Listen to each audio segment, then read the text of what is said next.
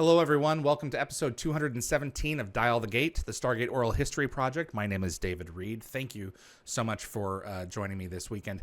Dean Goodine is a property master for Stargate SG-1 seasons 8 and 9 and Stargate Atlantis seasons 1 and 3, if I'm correct about this. I'm pretty positive. And he's going to be joining us in a pre-recorded episode alongside my producer, Linda Gategaber Fury. But before we bring him in, if you enjoy Stargate, that's the wrong button. If you enjoy Stargate and you want to see more content like this on YouTube, please click the like button. It makes a difference with the show and the reach of our audience, and so we can continue to grow. Please also consider sharing this video with a Stargate friend, and if you want to get notified about future episodes, click the subscribe icon. And giving the bell icon a click will notify you the moment a new video drops, and you'll get my notifications of any last-minute guest changes. And clips from this episode will be released over the course of the next few weeks on both the Dial the Gate and GateWorld.net YouTube channels. As this is a pre-recorded episode, our conversation with Dean has already been recorded. Linda Fury, my producer, joined me for this episode because she is an amazingly fast reader, and B, just wonderful to have around, and C, she's a librarian, so she knows how to do the book stuff. So I have her to come in because I read extremely slowly.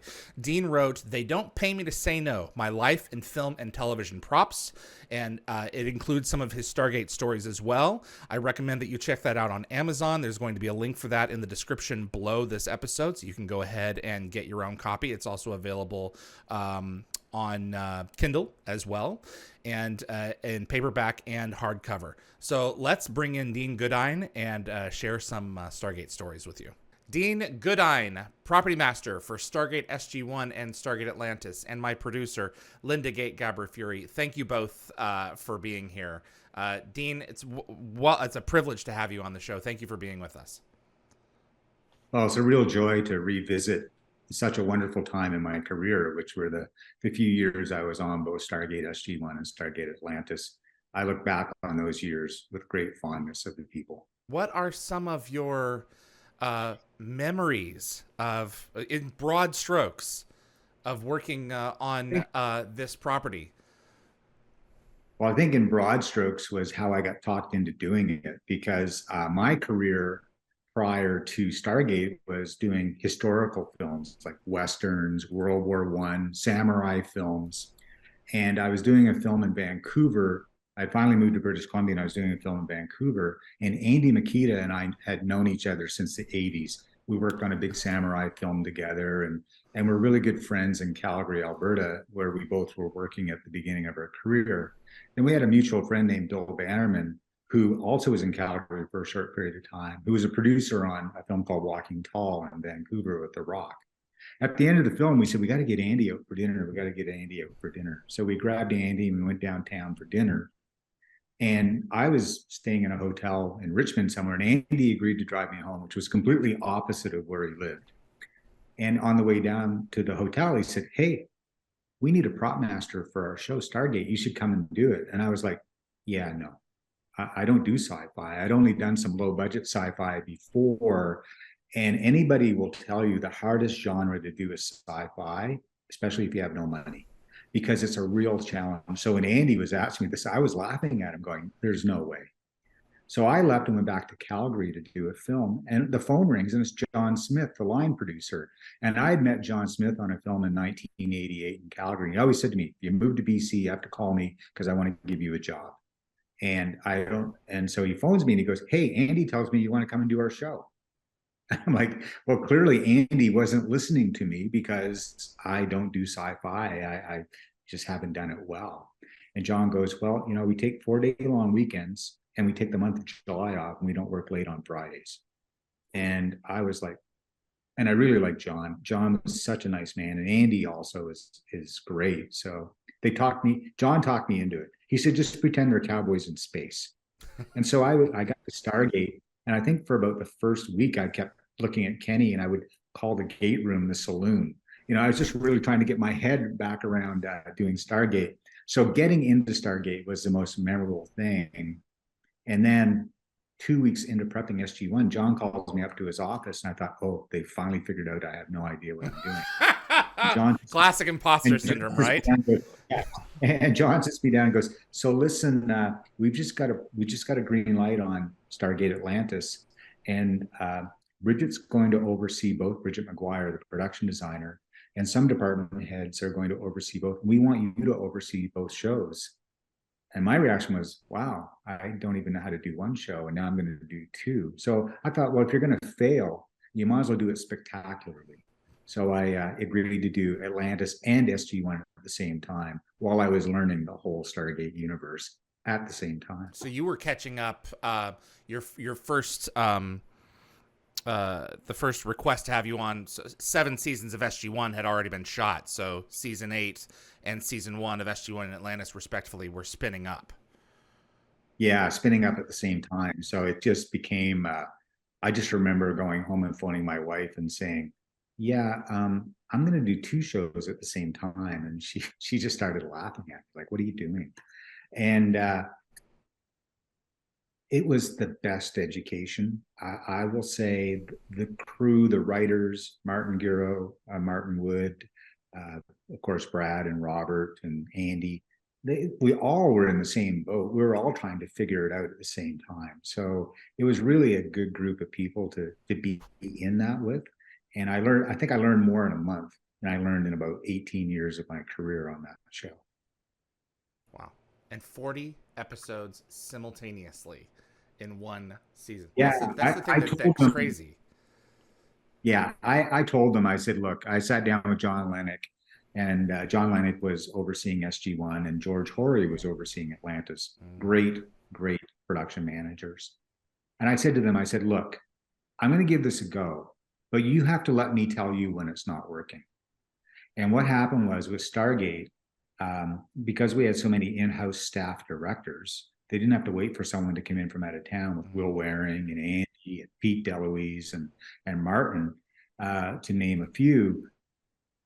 We suddenly got to episode 15 of each show, and second units were appearing because they were trying to do the visual effects and do all the inserts that were needed to be able to do the final edits on these shows. And I remember one day I was standing in my office and I had 11 scripts open. Oh my God. Trying to track all the props, 11 scripts, and trying not to have something go off the rails. And before I finish the story, I should say that I did approach it because I came from a feature background, feature films. I did approach it like I was doing a big feature film. Okay. And you have to have the ability to hire people to empower them to do their jobs and let them make decisions. And I was lucky because I had future Stargate property master Kenny Gibbs running my SG1 set, and I had future Atlantis prop master Pat O'Brien, who also was the prop master on MacGyver prior to that, running Atlantis for me. And so basically, I just had to make sure that I fed them all the things they needed to succeed, from the build shop, from the purchases, weapons, to anything that they required. So I was just making sure that everything was landing where it was supposed to land when it was supposed to be there. And so that's how I sort of processed getting that both shows up and running. But I remember I went up at episode 30. I call it episode 30 because it's 15 and 15. And I went, I'm worried I'm going to drop the ball here. And what happened was I walked into the gate room, and Kenny saw the look on my face because Will Waring was directing RDA in the gate room. I had all the call sheets for that day. There was no Will Waring directing RDA in the gate room. So I'm standing there with this look, and Kenny comes over and pats me on the back because he knows that I'm going to, and he goes, this wasn't scheduled. Basically, Brad or Coop realized that they needed a shot for a future episode, so they thought they would grab it while RDA's here. Right, because he wasn't there all the time. Yeah, at that point in time, Richard Dean Anderson was coming and going on the episode. So while he was in town, they were grabbing some shots because they were always miles ahead of everybody with their scripts and their development and breaking stories, that they just got Will in there directing. And that's when I went upstairs and said, and they're going, we think it's going really well. I said, you haven't been in my office. It's like, it's chaos central down there. Not that I was running around. We didn't yell at each other and we didn't misplace anything. It was just, I could see it coming. So I handed Atlantis over to Pat for the last 5 episodes, and I stepped over with Kenny and just ran SG1 for the end of season 8 that and season. season 1. Yes. Okay. Wow. Yeah, I know it's a bit of a mind meld there. The funny thing about season 1 of Atlantis, because with SG1, you're right. I came in at season 7 was completed. So I walked into a warehouse that looked like it was from Citizen Kane, Orson Welles' Citizen Kane, of just white boxes on shelves. It was massive, full of props. And they handed me the inventory list as well. And I said to them, well, you have to let me go through these boxes so I know what I have. I want to be able to cross-reference. If I'm responsible, if you're handing me this list, I have to be responsible for what's here and what's not. And they didn't want any of the episodes broken apart because memorabilia was just starting to really come online at that point in time, Legends, memorabilia, and the collector. So they wanted to be able to identify a prop to a specific episode. So they wouldn't let me, just pull it out and just stick it on the shelf. It had to stay in that episodic box. So I said, well, at least let me take photos of every box. So we created a binder of photos, and we would stick a photo on the outside of the box, and we had a binder so that if we were doing an episode, we could go through the binder quickly to see if there was something there we wanted to use. And then we would always put it back in that box after. So it was a bit of a complicated thing. And then when I got over to Atlantis, of course, we're building from scratch. We're building a new gate room. We're building the Wraith costumes, the Wraith weapons. And George Horry called me into the office and said, listen, Dean, we're building these Wraith costumes because they're so massive. We're going off the lot to have them built by an outside shop. Christina McQuarrie was costumes and Bridget was overseeing it. He said, can you just sit in with them and just, if you see something, say something? And I went, but the problem was I wouldn't say anything because I was with Bridget McGuire, who'd done every Stargate. And then I'm with Christina as well, who's ultra talented in the world. And I'm the new guy. I'm like trying to figure out why nobody has spurs on at this point because I've done so many Westerns. And the vendor was showing us the Wraith costumes in the computer and they looked really great, but he never met a deadline. He'd be like, hey, can we have a piece to show on this date? And he'd call him. He's like, no, not ready, not ready. It got down to 4 days before we were going to film the Wraith on Atlantis. Rising? And the pieces came into the office and they were not good. They were not good at all. I remember Martin coming up to the boardroom.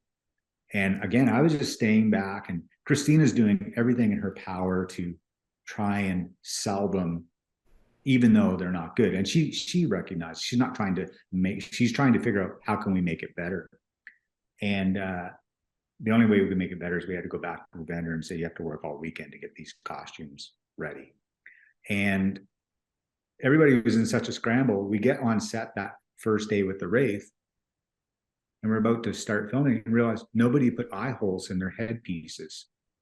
The big Wraith face piece, the drones, there are no eye holes. So we're like drilling holes into them, trying to make so they can see out of them. And the lesson that came out of that was we would never go off the lot ever again.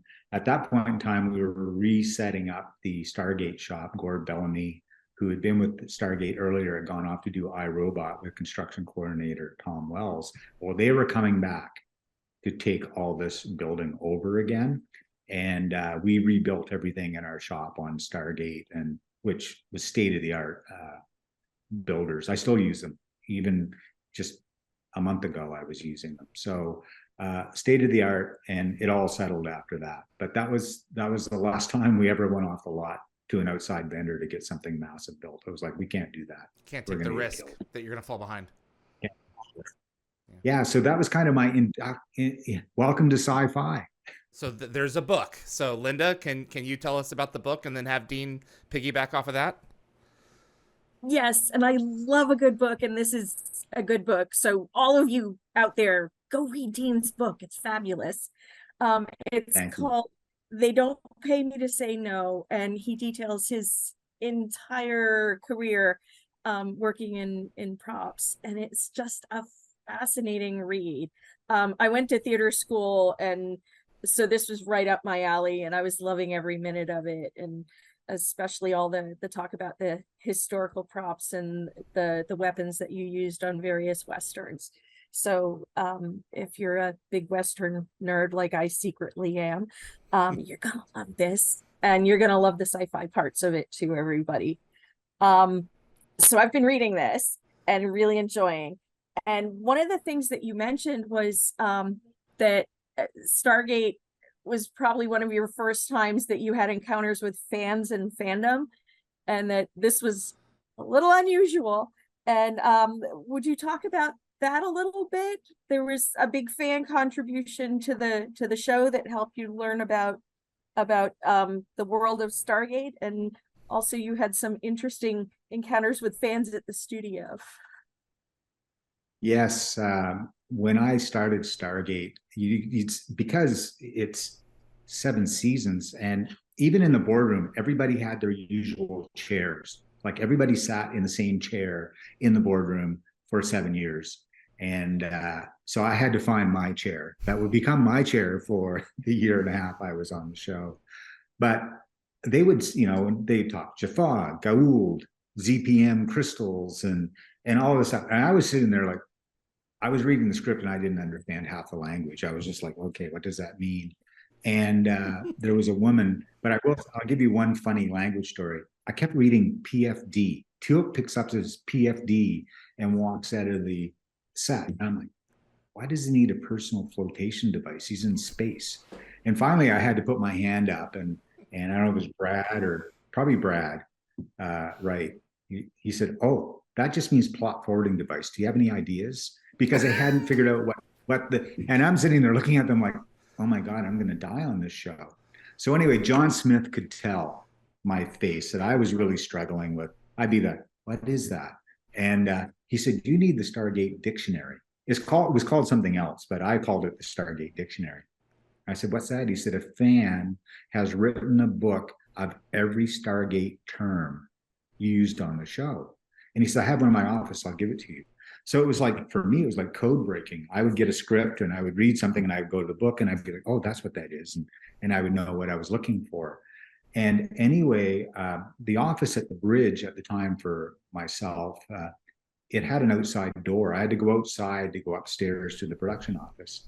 And I had not encountered fandom of shows ever in anything I've done. So I opened the door and there's like 150 people outside the Stargate gate at the fence, and they start clapping. And it was kind of like the Homer Simpson where he goes back into the hedge. I was like standing there staring, and I just slowly backed into the door and closed the door. And I looked over, and my prop buyer, Ina Brooks, who had been on the show for a number of years, I said, Ina, there are a bunch of people outside the gate right now, and some of them are dressed like the characters, and they applauded me. She goes, oh, that's the GateCom convention. They come every year. She said, you should go to the fence and say hello to them. I'm like, yeah, no, they scare me. And so anyway, later that day, John Smith calls me and he goes, the woman who wrote the Stargate Dictionary is here, and the president of the fan club and the vice president of the fan club are here, and they want to come and talk to you about props. I mean, I was still in the, I don't know what half of this stuff is mode. So anyway, they came into the room, and a light bulb goes off when you're in that situation, because you realize that you can't have a show without fans. If people don't watch the show, you're not going to have a show. And I really was embracing the Stargate universe at that point in time for, how authentic they wanted things to be. And we're dealing with the U.S. Air Force, and the U.S. Air Force just loved the show, and they were very cooperative for everything. And so when I sat down with them, we were doing pretty good until she asked me, she said, Dean, at the end of season 7, Teal'c picks up this spiky ball of death. Can you tell me what it's called? And I was like, yeah, that was last year's prop master. So I guess I'll get back to you on that. And then the fan club presidents wanted to see the Zat gun. And so I went and got one, made sure it was all powered up, and handed it to them. And they were like, oh, the power we have in our hands right now. And I didn't want to burst their bubble because I knew it was 2 9-volts in the servo, but I just let them enjoy it. And you realize when you're doing a show like that, or any sort of sci-fi show or anything that has a large fan base, you have to be responsible to the fans. And I think that encounter actually made me realize even more just that there's a responsibility in there's a franchise to things you do. It has to make sense to the fans because they'll call you out on it, and you don't want to be called out on it. Yeah, it's wild. No, Kate Ritter runs rdanderson.com, and she is responsible for the original Stargate Encyclopedia Online, the Stargate Lexicon. And that was a print version in your hand, is what that was. And production offices had that long before Darren and I went and did the Omnipedia or the online fan folks did Stargate Command Wiki. Hers is the 1.0, and it is impressive. So I can imagine looking at that and going, "Oh my god, 8 seasons distilled into 2.5 inches." Over 500 pages, right? It was the saving grace. It really was. I suddenly relaxed a bit and understood more. I mean, Kenny Gibbs, the prop master who took over after me and went on to Universe and the movies as well. I mean, he was also my lexicon because he'd been there already. I always would tease him. I feel like I'm a placeholder for you. You should be prop mastering the show. And he's a good guy. He's a really good guy. He's brilliant. And so I would always look at him and go, and he would, he knew RDA, he knew Amanda, Michael, and Chris. So he kind of understood whether something would work or whether something wouldn't work. And so he was great. And same with Pat O'Brien over on Atlantis, because he already knew RDA from before, even though RDA wasn't in Atlantis. There was still just a shorthand of how to do things. And you have to rely on your set people. I'm a set prop master. That was probably the first time I was in a boardroom or in meetings or doing budgets all the time or in the build shop on a show. Normally I'm by the camera. I do basically the way Kenny was doing it. I'd be by the camera working the props, which is much more fun than sitting in a meeting, endless meeting. But good people. When I look back on that show, it's funny when you had sent me that email, the request, I started going through it in my mind. I remember Brad Wright looking at me because I'd always told him, look, I'm a feature prop master. Not that, trust me, Stargate was a feature. I had more resources on Stargate than I've had on most shows in my career.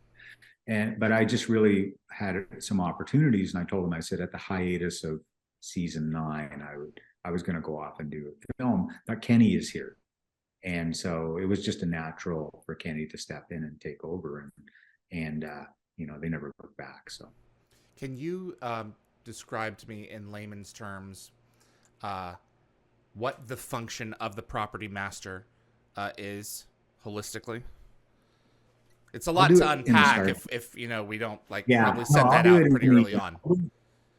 I'll do it pertaining to Stargate. Please. Because that's what we're on a show, because every show is different. But the foundation is that anything an actor picks up and moves, uses on a set is a prop, from weapons to food to eyeglasses, wristwatches.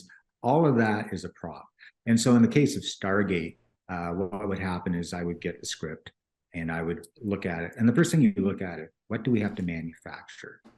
Because that's going to take the most time. And so I would sit and do the manufacturing side, and then you do your breakdown, you do your budget, you have a meeting with the director. I rarely would sit down with Brad and Cooper they really empowered their directors like Andy and Pete and Martin to really allow them to make decisions. But it was a franchise decision that carried over a number of episodes. Then Brad or Coop would get involved as well. But they also empowered Joe Mazzoli and Martin Giro and Carl and all the writers to make those decisions as well. They really there was a lot of trust on that show. So my job would be to meet with the director and flush out some ideas. I go to James Robbins at the time, who became the production designer, and he's an incredible artist. And so he would do a lot of concept illustrations for me for a prop. And I would go back and, once we got the drawings approved, then I would go meet with the model shop, as we called them, Gord Bellamy, Paco Don, and Darren and the guys over there. And we would sit and figure out how to build it. Are we using 3D printers? Are we CNC? And the thing about the Stargate shop was, I talked earlier, we never suffered for anything. John Smith and those guys, every new tool that came on the market, we had it. I remember the first 3D printer I ever saw was the size of a Coke machine. And the only thing we could print were the Atlantis PDAs that they used in the first season, that we put an HP inside the clamshell, but those were 3D printed on a Coke machine size 3D printer. And so that was, so I'm kind of, yes, there it is. I remember when we did those, and the funny story about the HP PDA that went into it, it's like yes, all of it. It's a little HP device, yeah. And they changed their shapes after the first year. Oh. And I remember when I came back to do season 3, we were still using those PDAs, but of course they're dated now and newer model. And so we couldn't find them in Canada. And so I had my buyer, Keege Mullen from Ireland. That's what we called her, Keege Mullen. I said, phone HP in San Jose. Phone their head office and tell them what we're doing.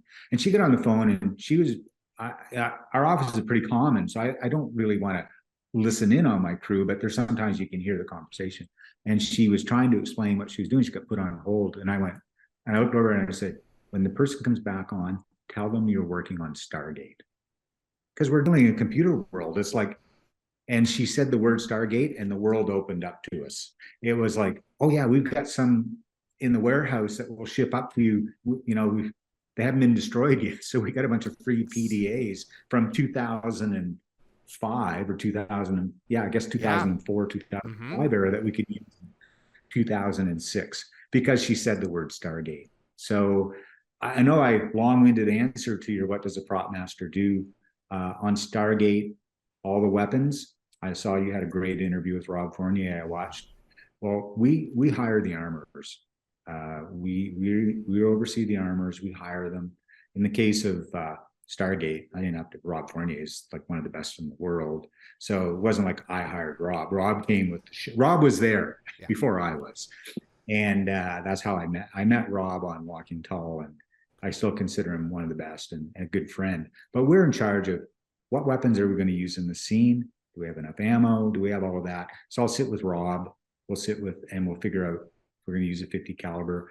The season ender of Stargate Atlantis, the 1 year RSG, we had 250 calibers firing in the large effects stage when the Wraith were attacking, and they had the rail gun up and everything. I've never heard anything that loud than we did that day. We did that gunfire. We had to notify the businesses 3 blocks around the bridge that we were doing this, because all the full autos at that time would only fire full loads, which are extremely loud. It was crazy. And so, yeah, we deal with the armors and food. And we sit with actors, like when Jason Momoa's character, Ronon, I had to develop his handgun. And that was when the Western part of me came in and kind of convinced him he was a bit of a outlaw type of guy and stuff. And so we developed that 6-shooter looking sort of gun for him that we CNC'd and made out of aluminum in the shop. And so that they allowed me to kind of go a little bit there with Jason. So let's take a look at the at Rodin's gun for an example for a moment, if I may. And Linda, then you can come in after me. I just want to jump on this because this is an iconic prop. So Robbins has designed the look of it. I have his illustrations of that. Did he hand that over and say go to town, or were you in the process working with him to make that, to turn that out into that, and then you went and made it? Where's the line drawn there?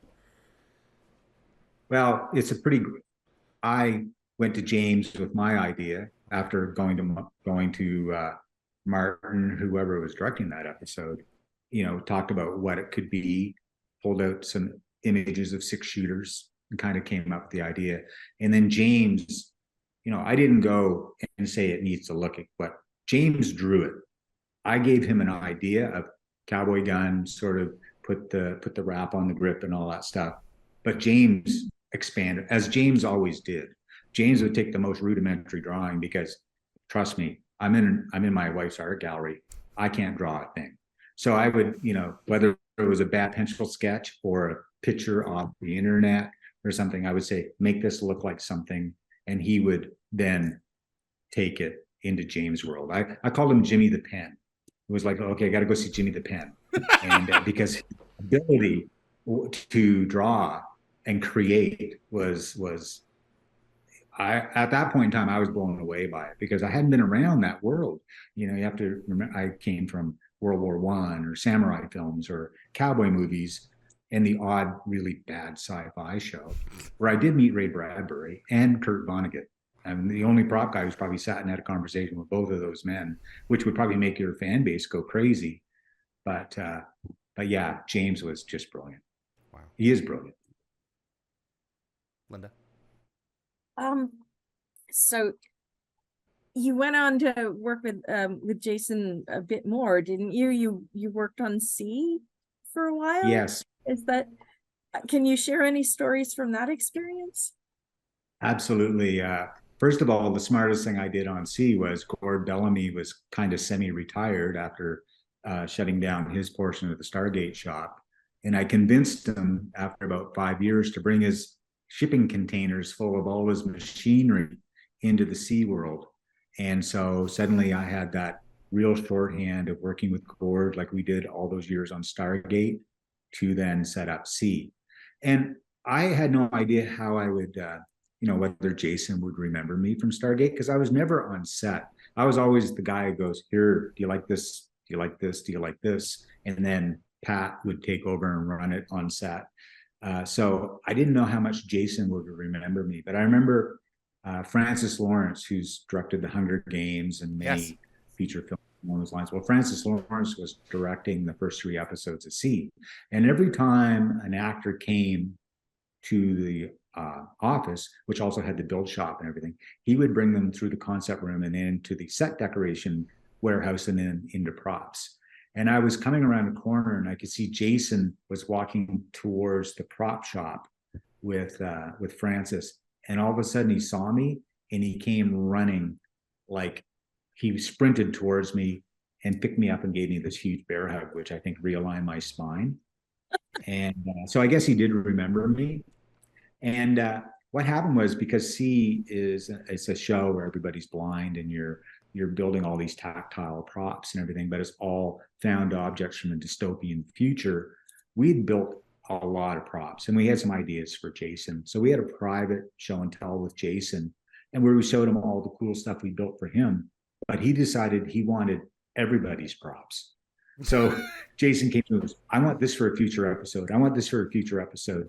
It's probably the best show and tell I've ever had, except he took 3/4 of the props that we had for everybody else. So we had to put all that stuff away for future episodes and rebuild more stuff for everybody else. So, but yeah, no, Jason is a big-hearted, kind human on set, really good to the crew, really fun to work with. And yeah, but it was really nice to see him from Stargate. And we talked about Stargate a little bit. He told me he struggled a bit after Stargate getting work and how getting onto Game of Thrones kind of was a turning point for him. And I'm so happy for his success now.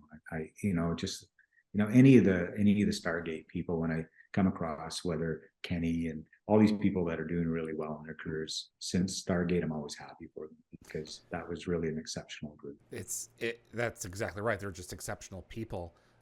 Can you tell me about the security aspect of the props?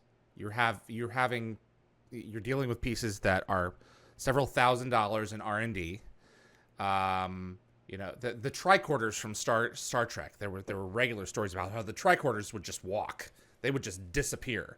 Was there what kind of procedures were there in place to prevent, certain guest stars and people are like, this belonged to my character. I want this to go with me. It's like, no, we may need this for a future episode. What's the process like? Did you ever have any issues on Stargate or elsewhere regarding that? Tell me about the process of keeping this property secure. Yeah. I've not had issues with anybody. I think that they respected the process on Stargate, Atlantis and SG-1. I think they respected where we came from, and the fact that everything was very expensive in R&D, even like, the staff weapons, for instance, just anything like that. Even though we may have had 30 or 40 of them for an episode, especially the short ones that we made, we kept everything. We just made sure, yes, Absolutely. And Kenny and Pat, who were running the sets for me, really were on top of that. I mean, we had vaults in the truck. Stuff, if it didn't need to be on the truck, would come back to the warehouse, and the warehouse was very secure. And we're very good at what goes out comes back in. And if something is missing, we do the big hunt for where it went. But yeah, no, security on every movie is very high because the memorabilia market has really gone crazy Oh for yeah. all of this stuff. And so we have to, I get calls all the time going, what props do you have? I go, I don't have any. I didn't own them. So they all went to the show. They're all in the warehouse. I rarely keep anything. And if I keep anything, I bought it from the show because I wanted it. But other than that, no, that belongs to the show. And if John Smith or Brad or Coop decided they wanted to give something to somebody at the end of an episode, then that was their choice. They always got to make that choice. Rarely did we do it because the shows needed the material. We when you're in a 7-day turnaround on an episode, if you have the ability to go to the warehouse and pull something out and maybe adapt it as opposed to building it from scratch because you only had 7 days, it was just really important to hang on to everything on that show. Man, oh man. You mentioned in the book that at the point when you were working on both SG1 and Atlantis, you came to a point when you were going to tell them that you couldn't keep doing both shows, where you literally had 11 scripts that you were working on simultaneously on your desk. How many scripts were you usually getting ready at a time for just one show? I know they filmed multiple at a time. Yeah, well, I think with Stargate Atlantis and Stargate SG1, what would happen is it's about the building up of the second units. When I say I had 11 scripts open, they were certainly on main unit with RDA on one, or Joe Flanagan and everybody on the other. They were shooting their primary scripts. So it would be like if it was episode 4 of SG1 and episode 5 of Atlantis, or whoever that cadence worked, we would stay within that world. But there was all kinds of visual effects shots or insert shots. And when I say I had 11 scripts open, that just means I was trying to track a prop for a specific insert or a specific, so you'd get a call sheet for that unit, whether Andy was directing it or Will Waring or somebody was in directing all these visual effects. You'd look down and go, okay, from episode 3, we need the gold, whatever, we need this, we need that. So that's where the 11 scripts came out. They were very responsible to the actors and very responsible to the crew to not make us completely crazy. I think if I was prop mastering, say, just SG1 at the time or Atlantis at the time, I would probably only had about 5 scripts open, and Pat over on Atlantis would have about 5 scripts open. And we would make sure that if we would only have one person from both shows running, or 2 people running that second unit. So they would have to talk to all of us all the time. We would make sure that they would know this is from Atlantis, this is from SG1, so that they knew. And sometimes what would happen is the same director wouldn't direct that second unit. It'd be like, oh, that's Pete DeLuise. He'll come in and direct these 2 strips. And then Will Waring will come in and direct these 2 strips. And then Andy Makita will come and direct these 2 strips. Meanwhile, Martin Wood's directing an episode of Atlantis, and somebody's over directing SG1. So it was more organized than it sounded in the book. It was really more that I had gotten to a point where I was having trouble keeping track. Okay. How often would you, and I'm wondering if this came down to budget, in season 2 of Atlantis, the Wraith go from their over-the-shoulder launchers, which really are only there for like the first half of season 1, to a longer staff that was repurposed from, in addition to their pistol weapons, that was repurposed from season 3's New Ground. There was a Bedrosian zapper. So that you guys repainted these things, and then they became the Wraith staffs that they used to fire stuff off predominantly for the rest of the show, if they had the longer weapons with them rather than just their pocket sidearms. Yeah. Were those budgeting considerations, or were those, we've got these laying around, they're 5 years old. We haven't really used them. Let's do something with that. Who was responsible for that? And at what point would that come into play rather than just, okay, let's build a whole new series of weapon? I think that, usually those decisions on Atlantis would come through the world of Brad Wright. And I remember when we developed the up on the shoulder ones, everything was developed so fast that you get to a point, is this working? Is this really what we want them to do? Is there a better way to do this?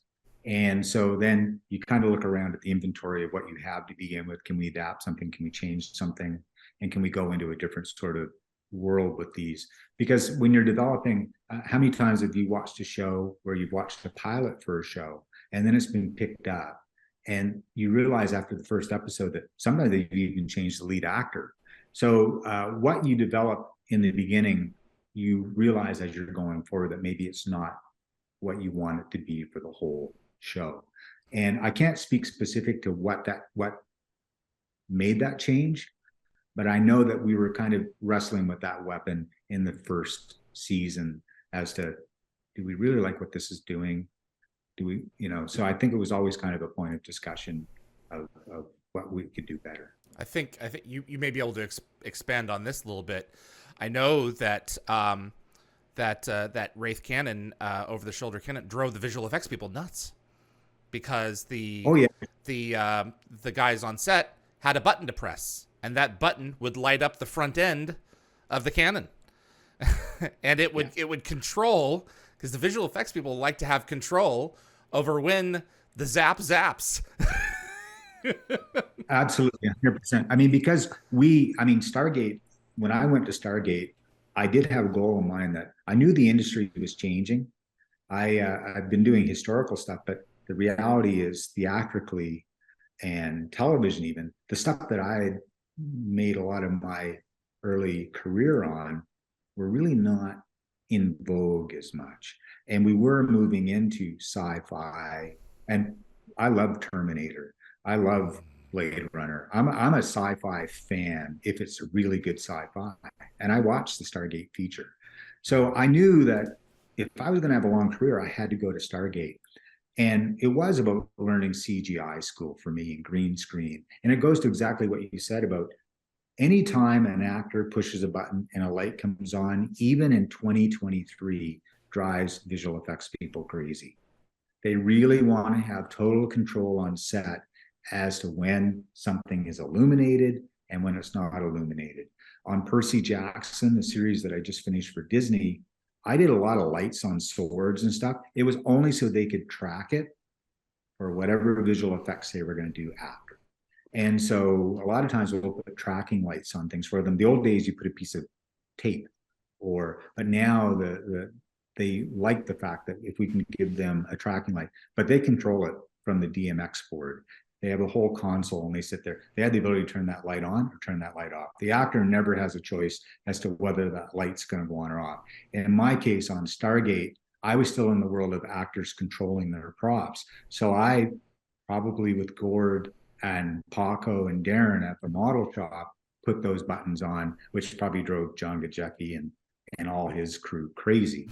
And so, yeah, you're 100% correct. I probably made them nuts with that prop. It was so cool to just have lights in the body of it. Yeah, they had lights in the body, and then there was a bulb in the end. Then there was the button to trigger the bulb, and it was so specific. We didn't really see a lot of that with a lot of these props. If there were lights, the ones that I sold through PropWorks, if there were lights, they were they were merely static or controlled by a remote control off screen. Yeah. Like there was a couple that were designed to overload and die. And they're just wild. It's absolutely wild, the tech that came out. Electronic props were the bane of my existence early in my career. I remember one of my very first sci-fi movies I did in Winnipeg. It was so bad the dishwasher was trying to kill a person with a butcher knife. I don't even know how to describe that scene other than that was the script. And it was, I think it's like the house is trying to kill people. And I just remember it seemed whenever I put a light on a sci-fi prop, it would burn out within 5 minutes or the batteries would die. I remember I was on a show with David Carradine, and I think I had a prop built. I think I had $23, and I went to Radio Shack. I don't know what it was called in the States, but it was Radio Shack in Canada, Yep. and built this really bad prop on a Sunday. And I knew there was no close up on it. So when I handed it to David on the Monday mornings, here, David, here's your Martian communicator. There's no close up. And he looked at it and he goes, good thing. So, you just kind of know that once I discovered Paco and the Stargate model shop, their stuff never failed. That's the one thing I'll always say about Stargate. All those lit props and stuff that you saw everybody carrying and working, no prop master was having an anxiety attack in the background that the bulbs had burned out. Or, I mean, we had redundancy. We would always have some way to solve it, but their props never failed. I mean, they figured it out, and they're still figuring it out. Cutting edge now with LED and all the wireless systems that you work with. I don't have any anxiety about it anymore. I have two weapons. One from Atlanta season 2 is an ice cream cone style weapon from Aurora, and then one from Atlanta season 3, the replicator stunners from the Return, downstairs in my dining room, and both of them have the original batteries in them, and they're not as bright as they were, but they still work. Yeah. And that's so 18 years. Jeez. Wow. Well, the cone would have been Pat O'Brien sort of overseeing that prop, and the replicator one was me. Wow. So I can trying to remember what it looked like. I remember having this big. Yeah, so it's I can go and get it. It was gray, and the piece lowered and then went back in, and there were crystals, white crystals on the inside, and the writing on the side of it was there were dots along the side of it that were white as well, and it's machined metal. I mean it was water cut. I'm thinking, and it's just absolutely. Bridget McGuire said it. You guys could have built stuff for NASA. It's just outrageous. Yeah, no.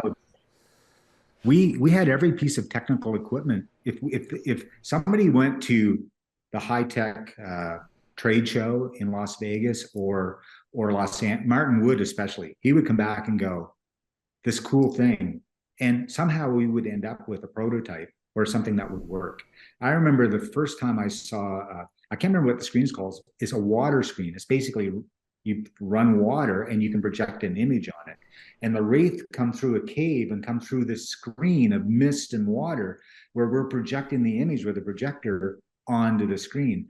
And we would also try, listen, it wasn't all about what's the greatest high-tech way to do it. Sometimes we went to the basics. I remember it might have been Atlantis where we had to do a body scan on somebody and we bought the nicest projector we could, and then the graphics guys created the image that would scan on it was that simple. Rather than try to come up with a CGI, we did it with a projector. We did a lot of things with projectors. The Atlantis control room, we had gotten what were called at the time hollow screens. And a hollow screen, the set. So the hollow screens, the flat panes that look like glass. Yeah. So basically, I think I found them and I talked to Bridget, and of course we had little time, and they were on a truck coming from Ohio. And I think we ordered 3, and one of the screens wasn't there. The biggest screen we needed wasn't there. And so Bridget and I are like going, what are we going to do? And we shoot on Monday. This is like Thursday. And so we went to see Tom Wells, and they cut a big sheet of just plexi, and I went and bought some sort of like a Mac tack type of material. And I said, Bridget, let's try like a see-through material. Let's see if this will work just to get us until our screen comes. So we hung it and we projected on it. And in the pilot episode of Atlantis, one of the hollow screens is not a hollow screen. It's something that Bridget and I had to figure out with no time with Tom Wells and get something so that we could get it to work. And then our hollow screen came in and we put that up. But the cutting edge tech of all of those people, when I left that show, I didn't really talk about the shows in the book, but there's a really great prop master in Vancouver named Jimmy Chow. He's retired. But if you look at Jimmy, late in his career, he did X-Men, Man of Steel, Watchmen, both Fantastic Fours. And I would go run his second units for him on a lot of those shows. I could sit in the room with all those people and talk to those people with knowledge and intelligence in that world because I was on Stargate. Had I not been on Stargate, I'm not sitting with Zack Snyder, or I'm not sitting running the Silver Surfer second unit and talking technology and whether something will work or not without those. And I'm not carrying on to a show like C or A Series of Unfortunate Events or Percy Jackson. I'm not carrying on to those shows without Stargate. I mean, Stargate was a turning point in my career in reality. When I look at that whole, I've had a wonderful career. This is my 5th decade. I started in the 80s. I'm in 2023. And if somebody said, what's the turning point of your career? I have, you know, I know when my career took off with Unforgiven and those films in the Western world, but Stargate was the turning point. It put me on a different path, and a path of knowledge that I didn't know I wanted to learn. And I'm so grateful to it. Linda? Now, you worked a little bit on MacGyver as well, and you also did Sanctuary with Amanda Tapping. Can you talk about either of those? I can. The MacGyver story is very funny because it was the worst day I ever had in my entire career, and it was Pat O'Brien's fault. And I had never met Pat at that point in time. What happened was MacGyver came to Calgary to film an episode where RDA travels to the Old West in some sort of time travel or flashback. The dream sequence, yeah. Yeah. So anyway, I get a call. It's like cold, snowy, rainy November morning. I get a call from the MacGyver office in Calgary, temporary office. Said, how fast can you get to Heritage Park? And I'm like, why? They said, we need a prop assistant on MacGyver. And anyway, I could get there in 20 minutes. So I get to the set and I'm looking around. I don't know where they're filming. And where are they filming? Where are they filming? So I walk onto the MacGyver set and I see a guy standing holding a Winchester rifle. And in those days, the only people on set who held, because we didn't really have armors, we did the firearms as well in props. So I assumed that he was the prop master. So I walked up to him and I said, hi, are you the prop master? And he goes, who are you? And I said, I'm Dean Goodine. I was called to come and do props. And he hands me the Winchester and he goes, okay, the new prop master's here. So this guy's riding in on a horse. This person is tied to a post and he shoots the hat off his head. And I'm like going, where's the prop master? They said, oh, we took him to the hospital with food poisoning. And I said, well, where's the assistant? They said, well, we have a truck person. I said, what's that? They said, it's a person who stays in the truck and organizes things. And I went, well, that's no good. Get that person out here. So anyway, I get through the day. That the person they took to the hospital was Pat O'Brien. Oh, so no. I never did meet him. It was Pat's worst day too. Yeah. So anyway, they phoned me that night, so you don't have to come back, and which was great. And when I hired Pat on Atlantis, the first thing I looked at him and said, you're the reason I had the worst day on set ever. And he had a pretty good laugh at that story. And I have a funny Amanda Tapping story because Amanda, of course, who doesn't love Amanda Tapping? She's like one of the nicest humans on the face of the earth. And so this is not Sanctuary. This is just the good Amanda Tapping story. After I finished halfway through Stargate season 9, I went off to do a film called The Assassination of Jesse James by the Coward Robert Ford, starring Brad Pitt and Casey Affleck. It's a little cult film. It's an art Western. Well, we finished filming Calgary. Typical Calgary is winter comes fast and it comes hard there. And we hadn't completed a scene that we needed to do with Brad Pitt. So the idea was, well, we'll film it in Los Angeles, but we need to get Brad Pitt's firearms, his 3 handguns, down to the States. And they were in Canada on a temporary permit. I won't bore you with all the details, other than to say I phoned Falcon Enterprises, who supplied all the Stargate guns at the time. And I said, I need to get these 3 handguns across the border. And Tom said, no luck. You can't get, it takes 30 days to export them. I said, 30 days, I have to be in Los Angeles next week. And he said, no, 30 days. So I was thinking, I was always dealing with my license with the Alberta guys. So at the time, so I phoned the Alberta guys who were really user-friendly. And I phoned this guy in Edmonton and I said, listen, I'm having trouble with some firearm stuff. He goes, oh, Dean, it's so nice to hear from you. He says, that autograph picture you sent of Amanda Tapping to my daughter, she loves it. It's on her wall. And so I explained to him what was going on. And he said, leave it with me for an hour. I called him. He called me back in an hour. He said, have your firearms at the border tomorrow. So I phoned Tom back and I said, hey, Tom, let's have those. If you have those revolvers at the border tomorrow at 2 p.m., they can cross. And Tom goes, how'd you do that? I said, it wasn't Brad Pitt, one of the biggest actors in the world at the time in 2005. It was a photo of Amanda tapping that got Brad Pitt's firearms across the border so we could complete the movie. And then, of course, they called me to do Sanctuary, the first season. And it was all green screen. Again, in my school of how to do CGI and living in a green screen world, I jumped on it because I really wanted to learn this foreground set to CGI walls and all that stuff.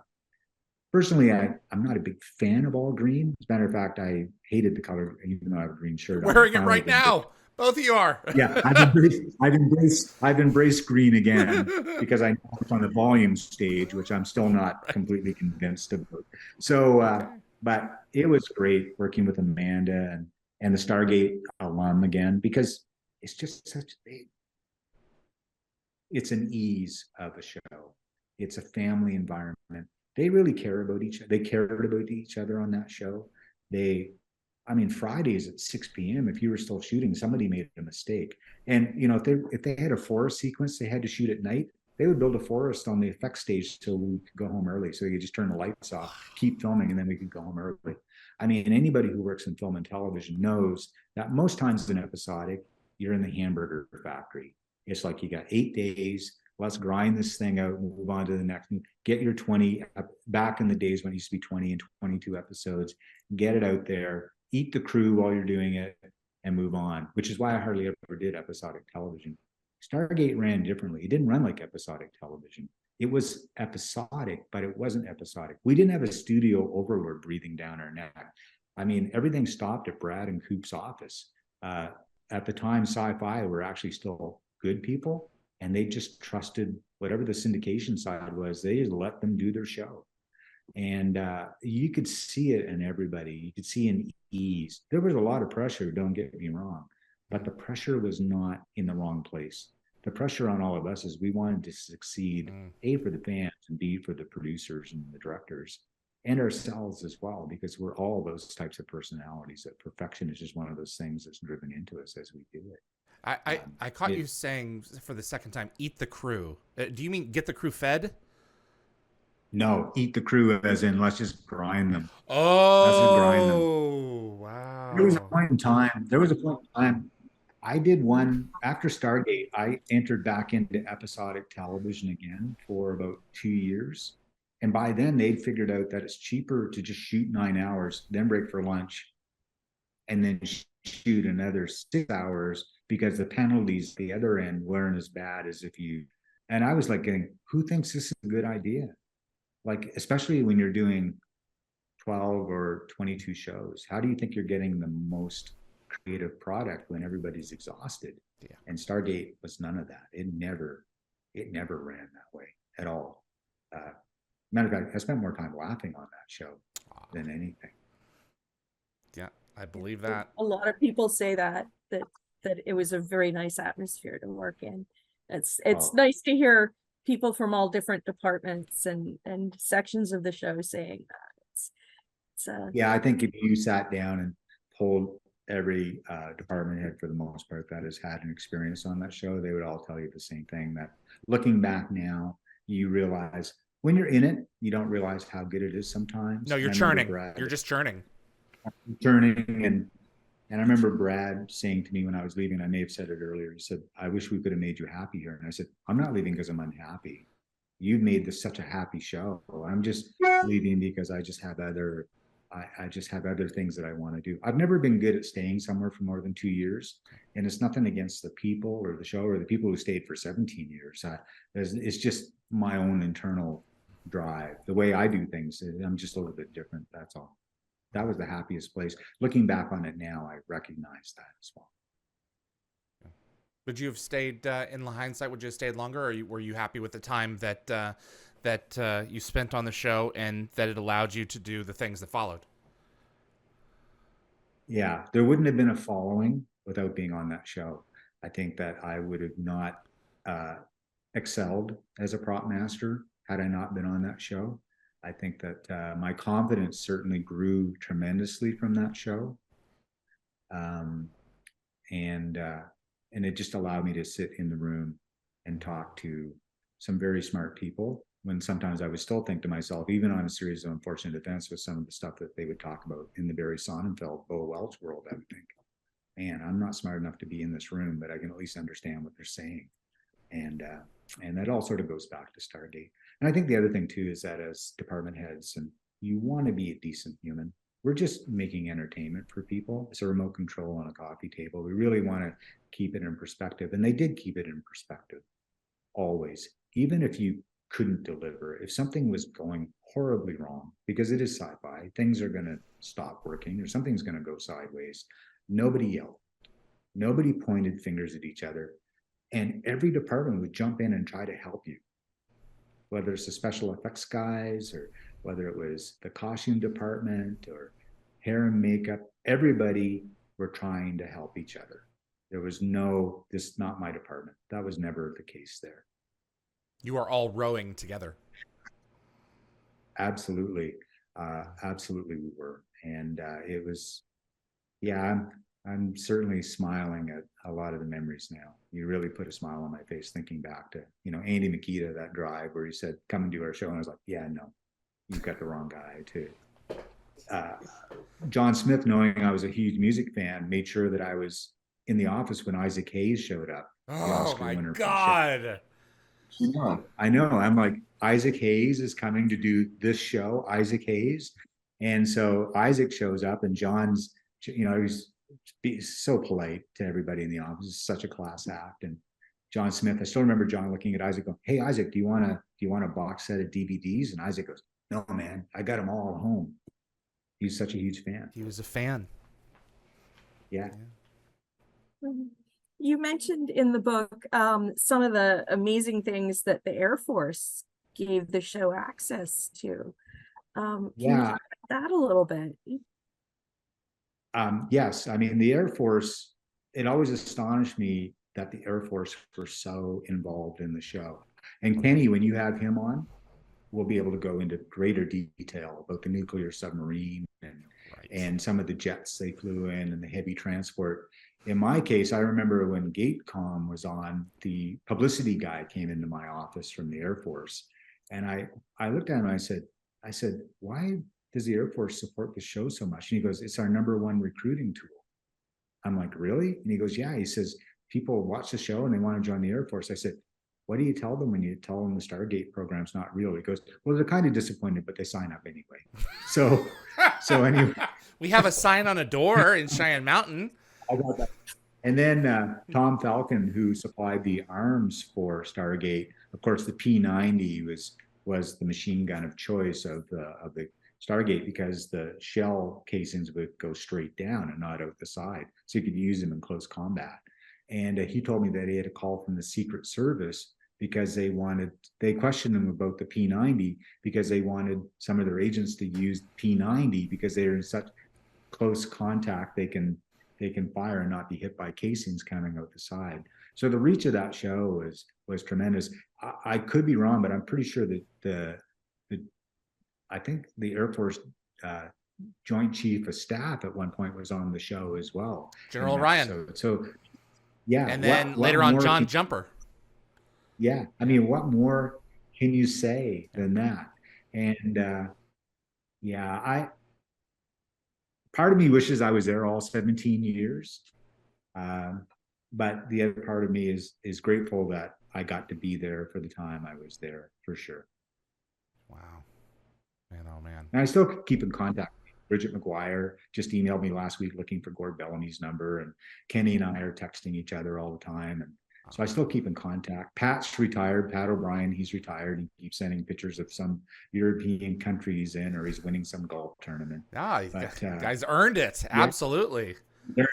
He's earned it. So yeah, good people. I was, when I come across him on a set, like, oh, it's good to see you, and we chat about Stargate, and everybody that says the same thing. The odd rumor will come that, maybe they'll reboot it or something, and I think you'd have a whole lot of gray-haired people show up to see if they could still do the show.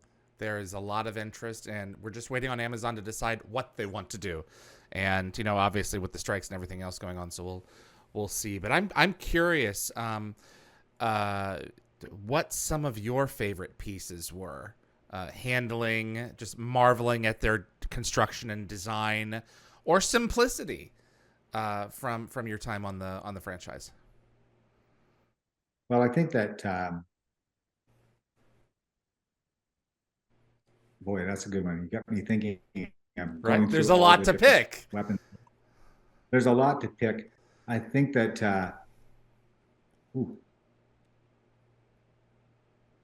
I was always impressed. Well, it goes to Ronon's handgun to start with, and then you work your way through the ZPM crystals, and we had to change sort of the design of them when I got there because they just took too long to turn on and turn off and dim. So changed that. I can't remember the device, but there was a device. I remember picking it up on a Monday morning. It was some sort of a hub that we had to put rocks or eggs in to, and I can't remember if it was SG1 or Atlantis. Oh, you're talking about the communication stone base with the blue crystal on the top. Yeah, you had put little magnetic sensors in all of them, so if you put one in there, it would light. Yeah, well, the thing about that is that was ready about an hour before we filmed it. Wow. Literally, I was pulling into the model shop and loading it in the truck and driving it to the set and getting it set up with the crew and hoping it would turn on. The model shop guys would always come. They would always come to the set and help us sort of troubleshoot the starts of a prop. But I remember that prop just because it was one of those. I don't know why we were rarely were we up against a sort of a start, but that one comes to mind. Wow, there are so many. I said to my wife, I said, I had 62 episodes, and it was such a blur. I think Bridget said it best, and maybe Andy's. It was so packed. I don't know if you can pick one thing because it was just completely packed all the time with stuff to do, and the model shop was always going, and just the synergy of working with those guys there on problem solving any build, and mechanical things like you talked about, the CNC, the metal, you thought maybe it was water cut. Those would be CNC'd. I don't think we water cut anything. I think everything was CNC machine and then coated. And then the sculpture artists we had in there, Merrick Norman, who could sculpt all these very fine details of crystals and different things. And right down to building the sword for the episode where they're in the find all the jewelry. Yeah, the Avalon Caves. Excalibur. It was a cool sword. Excalibur. Yeah, and designing that with Paco and putting the stone on the end. And I remember we had a guy who was an armorer named Lem Lemercier. He came because he could buff out, because you were using aircraft aluminum at the time, so you could buff out all the nicks between takes. Now with sword technology, you use bamboo. As crazy as that sounds, we use bamboo. We have metal for the close-ups and everything, but for the actual fight, any impact, we're using bamboo. Wow. And so that's kind of the difference there. You're always evolving and learning new ways to do things that are safer and faster and more efficient. What'd you say, Linda? No, just the bamboo makes good sense. I have a lot of friends who do the SCA reenactment, and they use bamboo for their swords a lot. They're not snapping every 5 minutes? No, bamboo. They don't. It's very sturdy, and it's less likely to hurt somebody too because of the flexibility of it. But then they don't break. Wow. So that's kind of brilliant. Yeah. Bringing on a secret. I know. There's your secret. When I was doing Peter Pan and Wendy with Jude Law, all our swords were bamboo for the fight sequences. And I got a call from a prop master in Los Angeles named Scott McGinnis. And Scott and I knew each other because he was the prop master on Inception. And I went and helped him with the snow unit on Inception. And he phoned me, he goes, and he was doing an HBO comedy series about pirates. I can't remember what it's called. Our Flag, something. It just came out last year. And he phoned me, he goes, I heard you're using wooden swords. like it was some revelation. And I've been using bamboo swords since Andy Makita and Bill Bannerman and I worked on Heaven and Earth, a Japanese movie in 1989, where we had 3,000 samurai fighting, and we had bamboo swords back then for those sequences. So I've been using bamboo swords for decades for the most part. But I said, yeah, we're using bamboo because A, they don't break, and you don't cut anybody, and the paint has refined now that you can't really tell unless the camera's right there.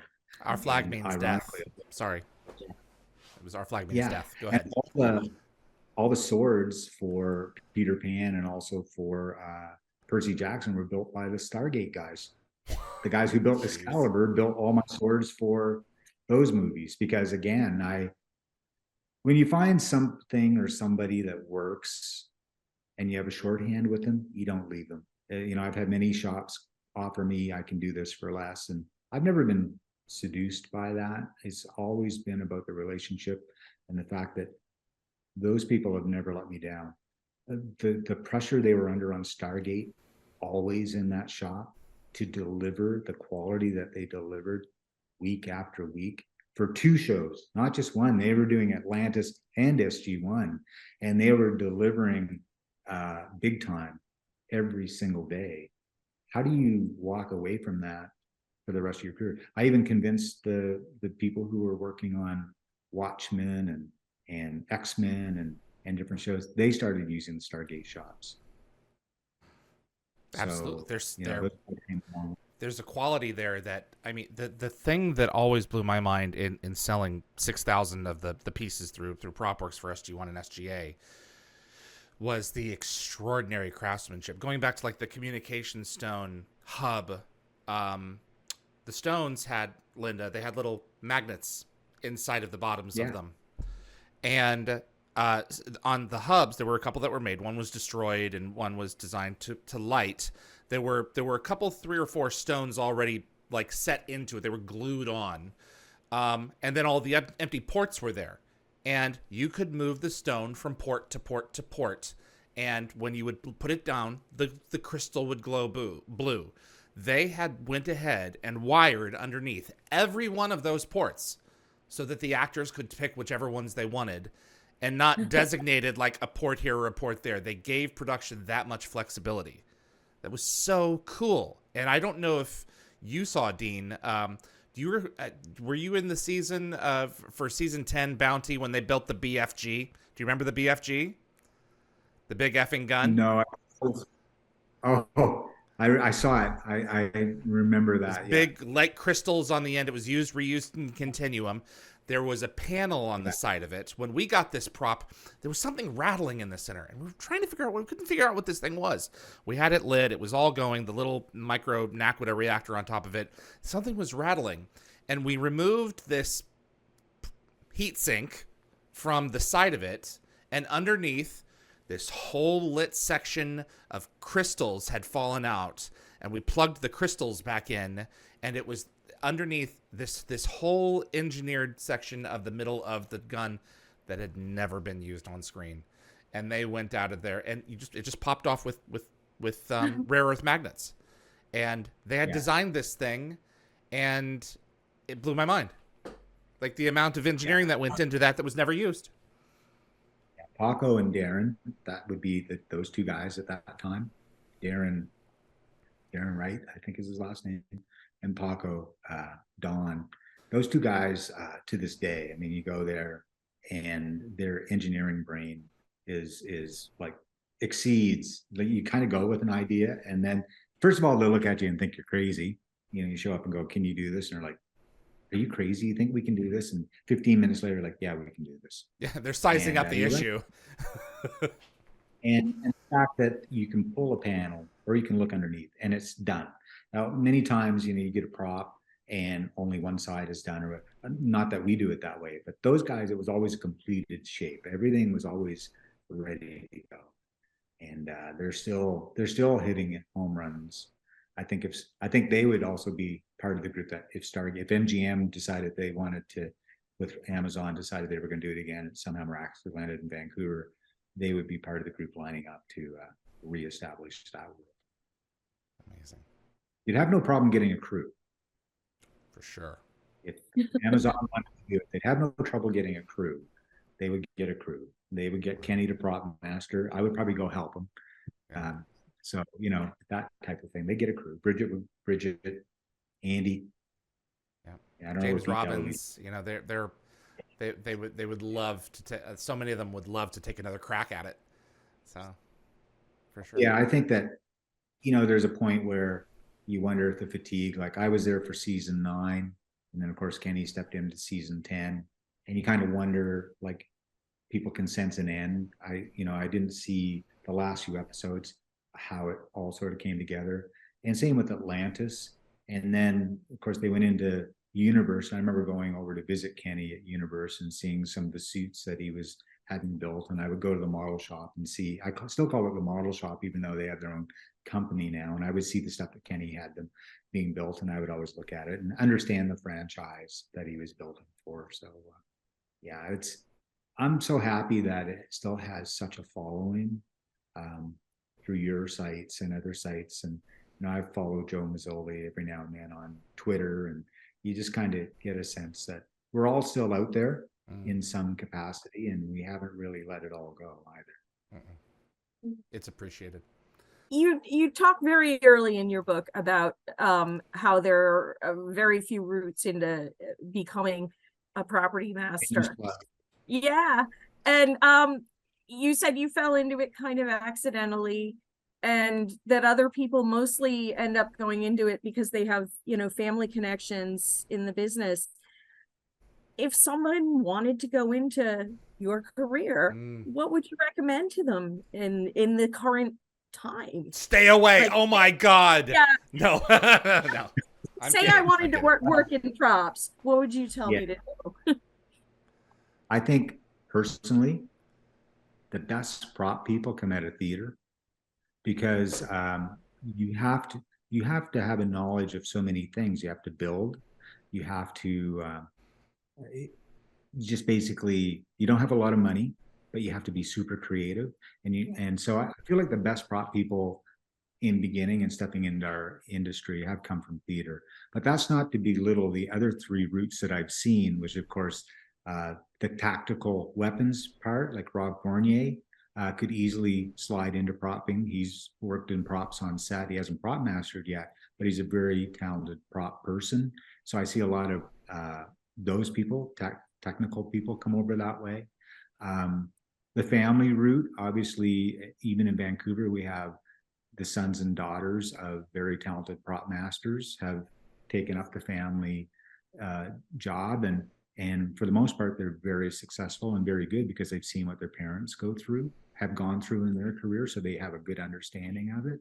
And then, of course, me, the accidental prop master who just sort of stumbled into it, but got some great mentorship so early that it kind of was I've always embraced the education side of my craft.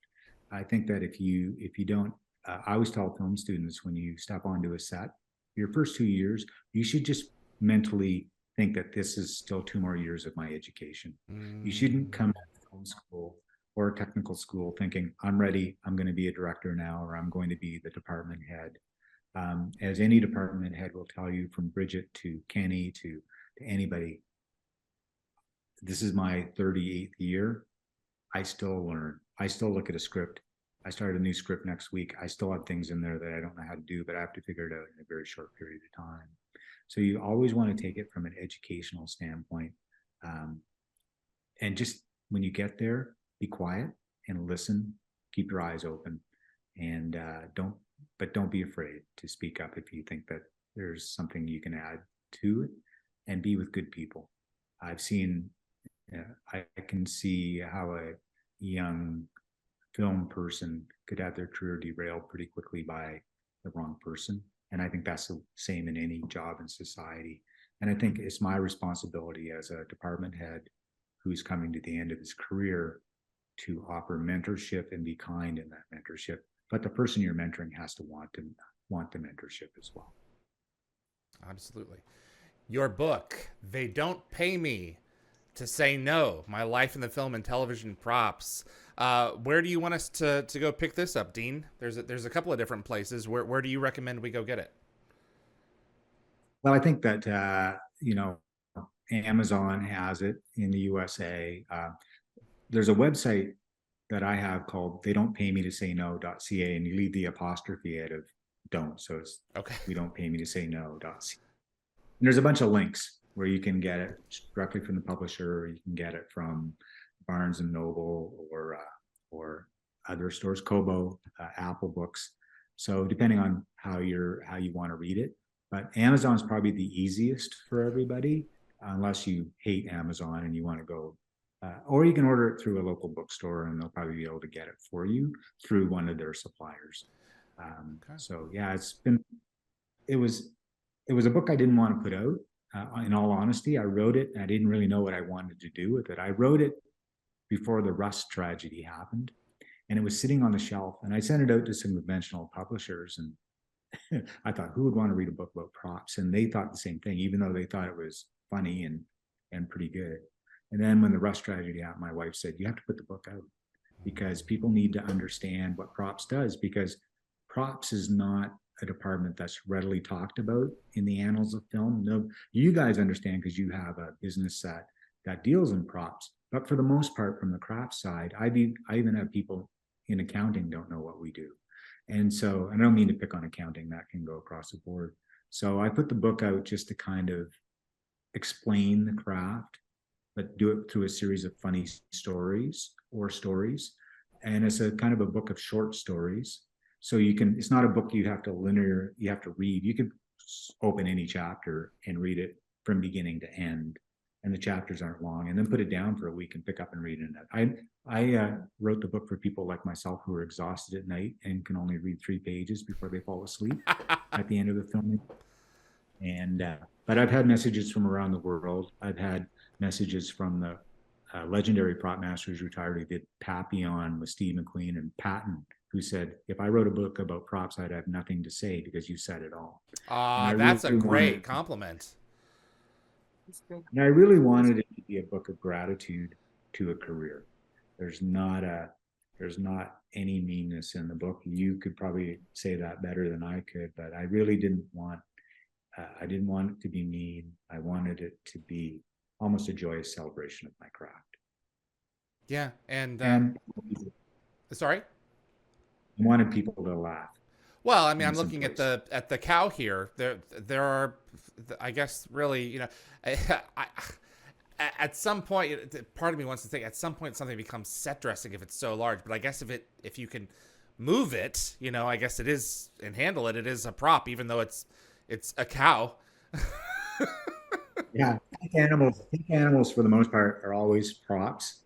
And so in the case of the book cover, I'm carrying a cow to put down in a field for Diane Lane to come by. The school mom coming to the harsh Western Territory on the Virginian looks out her wagon and sees this dead cow in the grass. And obviously nobody wants real dead animals on the set. So I had a prop builder build the cow for me. And of course, I thought it'd be a pretty funny book cover to see me carrying it across the prairie towards the set. It's an attention. Somebody said to me, well, if I saw that in a bookstore, I'd at least look at it. And that's it. And decide what. Yeah. When David told me about your book, he was like, I have to read this. I have to find out why he's carrying a cow. And I was like, he's carrying a cow? What? Yeah. Right? Yeah, that was our reaction. It definitely caught both of us. So, absolutely. Yeah. I just want to give a shout out to all the Stargate people and the fans that are watching this show or may watch this show, and the crew members that I've worked with. I mean, they were the best of the best, and I've learned to embrace fandom now. I would actually almost go to Comic-Con and not be afraid. So because I understand the love people have, and we all need escapes in this world, and escaping through entertainment is we all want to go to movies, we all want to feel something, and I'm glad that people have kept the show alive and in their hearts, and it was really nice to revisit that world for me as well. It's almost a reaffirmation of even my own career. You guys make magic happen. and it's sleight of hand, and it's editing, and it's ingenuity. And I am grateful, Dean, that you came on to pull the curtain back a little bit on a few of our favorite pieces, and tell us about, how this whole thing gets made. So I really appreciate, we both appreciate you coming on. Well, we should get Kenny on. Kenny will really pull the curtain back for you, because I'd love to. He's been, and he's hilarious. He's such a good guy. He's a good guy for sure. Thank you so much for your time, sir. Thank you. Okay. Take care. That was Dean Goodine, Property Master for Stargate SG-1 and Atlantis. It was such a pleasure to have him on, and I'm really thankful for Linda Fury for joining us as well. She helped fill in the details of his book, They Don't Pay Me to Say No, My Life in Film and Television Props, available on Amazon.com in hardcover, paperback, and Kindle editions. I'm so pleased that he was able to join us for this episode. The more folks that we have on, particularly the behind-the-scenes folks, the more the gaps are filled in terms of some of the details of some of these extraordinary shows. 17 seasons of production. It's a lot of material that we've been privileged to go through, and we're nowhere near finished. More episodes are heading your way. Keep it on dialthegate.com for the complete list as we go down it. Ivana Vasek, Stargate SG-1 art director from seasons 1 to 5, is joining us next, and she has some interesting stories to tell as well, so I hope you can stay tuned. My thanks to Tracy and Anthony, my moderators for this episode, along with Summer, Jeremy, Reese. You guys continue to make this thing possible. I couldn't bring the show to you guys every week without the moderator support. My producer, Linda Gate-Gabber Fury, thank you for joining me in this episode. Frederick Marcoux at Concepts Web, he helps keep dialthegate.com up and running. I'm grateful to all my folks, and I'm grateful to our guests. Thanks again to Dean Goodine for joining me for this, joining me and Linda joining us for this episode. My name is David Reed for Dial the Gate, and I'll see you on the other side.